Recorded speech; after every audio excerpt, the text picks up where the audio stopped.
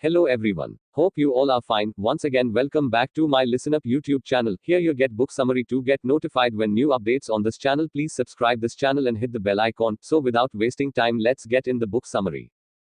The Psychology of Money delves into the psychology behind our financial weaknesses. Housel considers how past experiences, moving the goalposts and being coldly rational can worsen long-term financial gains. The alternative is having clear, reasonable financial goals that are not over-reliant on historical financial performance. If you can implement these approaches, you can be financially successful in the long run. So, you will also benefit from the wonders of compound interest. Story short Hesh 1. We all have unique experiences of investing. Our current relationships with money are based on our past experiences.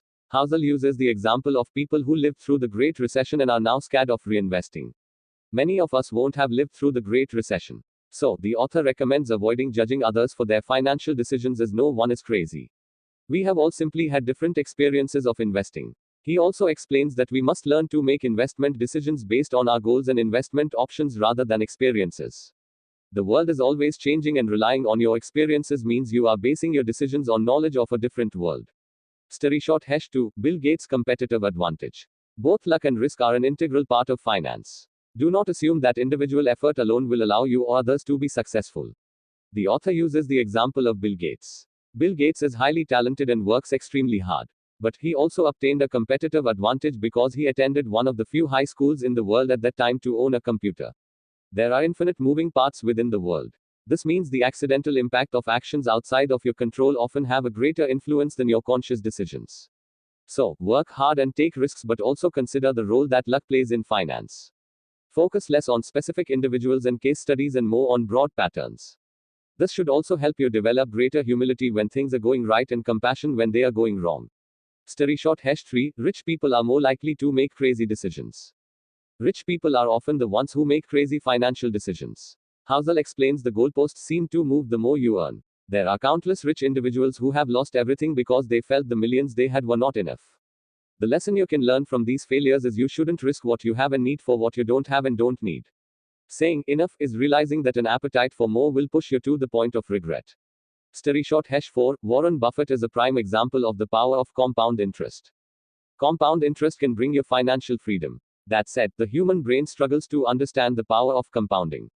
Housel uses Warren Buffett as an example. Many believe his wealth is entirely due to his knowledge of sound investments. More importantly, he has been making good investments since a young age.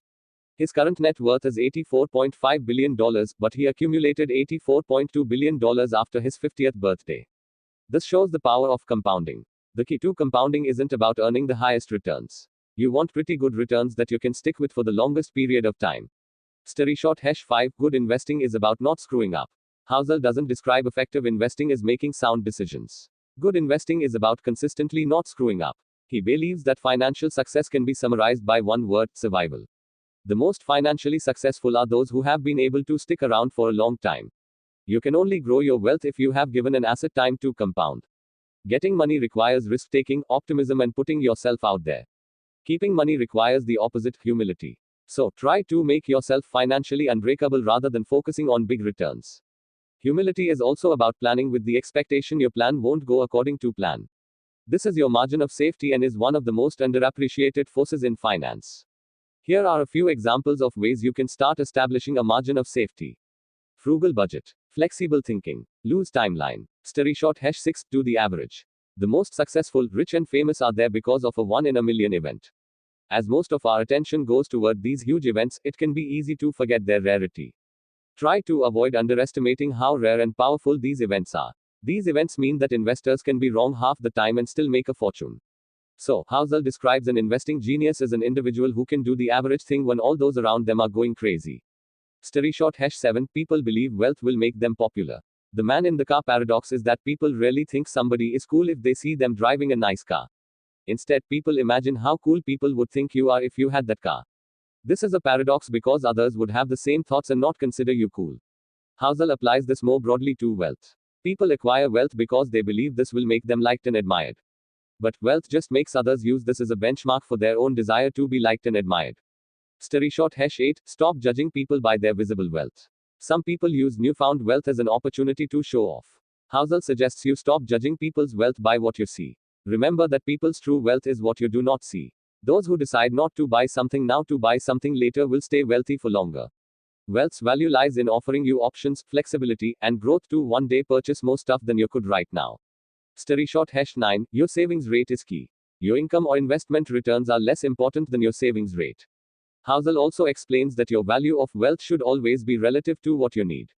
A high savings rate means having lower expenses than you otherwise could. Having lower expenses means your savings go farther than they would if you spent more. Your savings rate is the financial decision you have the greatest control over. When you define savings as the gap between your ego and your income, you realize why many people with decent incomes save so little.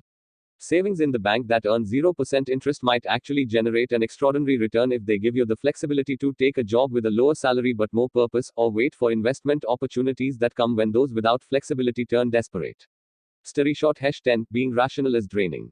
Being coldly rational with your financial decisions will lead to burnout. So, you are better off being reasonable and realistic about your financial decisions. Adopting a financial plan you can stick to over the long run is more important than being completely rational about every financial decision. A rational investor makes decisions based on numeric facts. A reasonable investor makes these decisions in a conference room surrounded by coworkers who want to think highly of you. Investing has a social component that's often ignored when viewed through a strictly financial lens. Study short #11. Stop focusing on historical data. Housel describes a mistake several investors make called the historians' profits fallacy. This mistake is an overreliance on historical data to predict future financial interest. The reality is that innovation and change are integral to finance. Because the world changes, basing your investments solely on past performance is a bad decision. History can be a misleading guide to the future of the economy and stock market because it doesn't account for structural changes that are relevant to today's world. Study short #12. Leave room for error. You should always leave room for error when estimating your future returns. Housel calls this planning on your plan not going according to plan. So, the author assumes his future returns will be 1/3 lower than the historical average. This simple decision means he saves more than he usually would. This is his margin of safety. Study short #13. Avoid the extreme ends of financial planning. People's goals and desires change over time and you are no different. So, this means long-term financial planning can be difficult. Our inability to predict our future selves is called the end of history illusion. If you look back, I imagine you can visualize how much you have changed. That said, Housel believes you will underestimate how much you will change in the future. To counteract this, you should avoid the extreme ends of financial planning. Accept that you will likely change your mind in the future. Study short #14. Market volatility has a fee. Everything in life has a price. The key to a lot of things with money is just figuring out what that price is and being willing to pay it. Housel highlights that the price of investing won't be immediately obvious. You should view any market volatility as a fee rather than a fine. If you can do this, you are more likely to stay in the game long enough for investment gains to work for you. The trick is convincing yourself that the market's fee is worth it.